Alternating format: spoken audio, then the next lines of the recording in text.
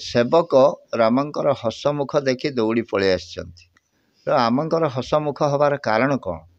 500 ବର୍ଷ ପୂର୍ବେ ଯେଉଁ ପରିସ୍ଥିତି ଅଯୋଧ୍ୟାରେ ଘଟିଥିଲା, ସେ ପରିସ୍ଥିତି କ'ଣ ନା ବାବର ମସଜିଦ ତିଆରି ହେଲା, ରାମ ମନ୍ଦିର ଭଙ୍ଗାଗଲା, ଏ ଯେଉଁ ପରିସ୍ଥିତି ହେଲା, ସେତେବେଳେ କ'ଣ ହେଇଥିଲା ନା ସେଠି ଗୋଟିଏ ଲକ୍ଷ ଲୋକ ନୁହେଁ, 4 ଲକ୍ଷ ବଳିଦାନ ପଡ଼ିଛନ୍ତି। ତା ଭିତରେ ସାଧୁସନ୍ଥ ମଧ୍ୟ ଅଛନ୍ତି, ଆଉ ଭଲ ଜ୍ଞାନୀ ମାନି ପୂଜ୍ୟ ଧନୀ ପ୍ରାଜ୍ଞ ବିଜ୍ଞ ସମସ୍ତେ ମଧ୍ୟ ଅଛନ୍ତି।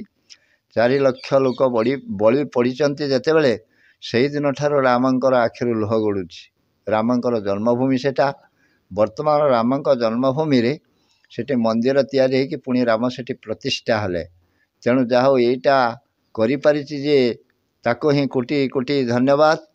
ତେଣୁ ଆଜି ଯେତେବେଳେ ରାମଙ୍କର ପ୍ରତିଷ୍ଠା ଜାନୁଆରୀ 22 ତାରିଖ ହେଇଯାଇଛି, ରାମ ଏତେ ଖୁସି ଯେ ଯେଉଁ ଆମର ପାଷାଣର ମୂର୍ତ୍ତି ପ୍ରତିଷ୍ଠା କରାହେଇଥିଲା, 51 ଇଞ୍ଚ ମୂର୍ତ୍ତି, ସେବକ ତାକୁ ସେବା କରୁ କରୁ ସେ ପାଷାଣ ମୂର୍ତ୍ତିକି ସେବା କରୁ କରୁ ଦେଖିଲେ ସଜୁଆ ରାମ ଆସିଛନ୍ତି, ଡହଟହ ହେଇ ହସୁଛନ୍ତି।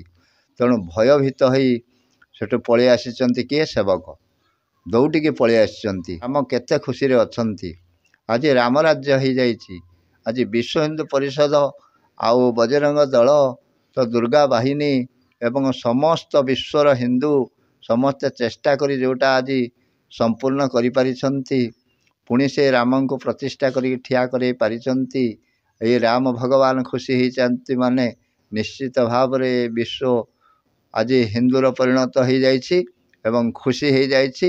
ସେଥିପାଇଁ ରାମ ସମସ୍ତଙ୍କ ପାଇଁ ହସିଛନ୍ତି। ଏହା ଏକ ଶୁଭ ଖବର।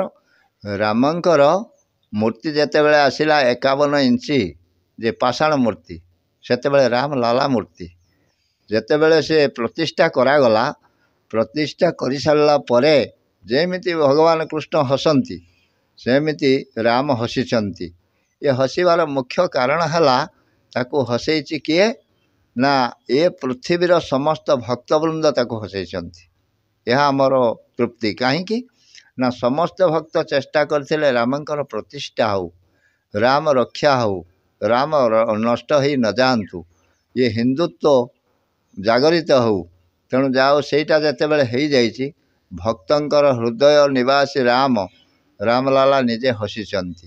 ତେଣୁ ହସେଇବାର ମୁଖ୍ୟ କାରଣ ହେଉଛନ୍ତି ଭକ୍ତମାନେ। ତଥାପି ସେମାନେ ଲକ୍ଷ୍ୟ କରିବେ, ଧ୍ୟାନ ଦେବେ ଏବଂ ରାମ ରକ୍ଷା ସ୍ତୋତ୍ର ପାଠ କରିକିରି ଯେତେବେଳେ ସେବକ ତାକୁ ସେବା କରିଛି, ସେଇ ପାଷାଣ ମୂର୍ତ୍ତି ତାକୁ ଜଣାପଡ଼ିଛି ଯେମିତି ପ୍ରଥମେ ସଜୁଆ ନିଜେ ରାମ ଶରୀର ଧାରଣ କରିକିରି ଆସିକି ପହଞ୍ଚିଲେ। ତ୍ରେତୟା ଯୁଗ ରାମ ଟହଟହ ହେଇକିରି ହସୁଛନ୍ତି। ଏଇଭଳି ବିକଟାଳ ହସ ଦେଖିକିରି ସେ ଜାଣିପାରିଲାନି ଯେ ଇଏ ପଥର ମୂର୍ତ୍ତି ନା ନିଜେ ସଜୁଆ ରାମ। ଭୟଭୀତ ହେଇକିରି ଦୌଡ଼ିକି ପଳେଇ ଆସିଛି କିଏ? ସେବକ ବାହାରକୁ ପଳେଇ ଆସିଛି। ଏହା ଆମେ ଶୁଭ ଖବର ପାଇଲେ ସମସ୍ତେ। ତେଣୁ ରାମଲାଲା ଆମର ପ୍ରତିଷ୍ଠା ହେଇଯାଇଛନ୍ତି।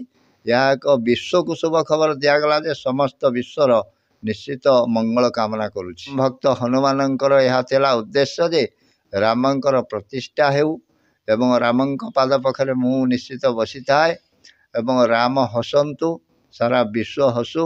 ଯାହା ହଉ ମୂଳ ଥିଲା 2 ଜଣ ଭକ୍ତ, ଜଣେ ବିଭୀଷଣ, ଜଣେ ହନୁମାନ। ଏଇ 2 ଜଣଙ୍କର ଇଚ୍ଛା ଥିଲା, ଏମାନେ ହେଲେ ଭକ୍ତ। ତେଣୁ ଏ 2 ଜଣ ଭକ୍ତ ନୁହେଁ, ସାରା ବିଶ୍ୱରେ ସମସ୍ତ ଭକ୍ତ ମଧ୍ୟ ସମସ୍ତଙ୍କ ଅନ୍ତର୍ନିହିତ ଜିନିଷ ଆଜି ରାମଙ୍କର ହସ ବାହାରିଛି।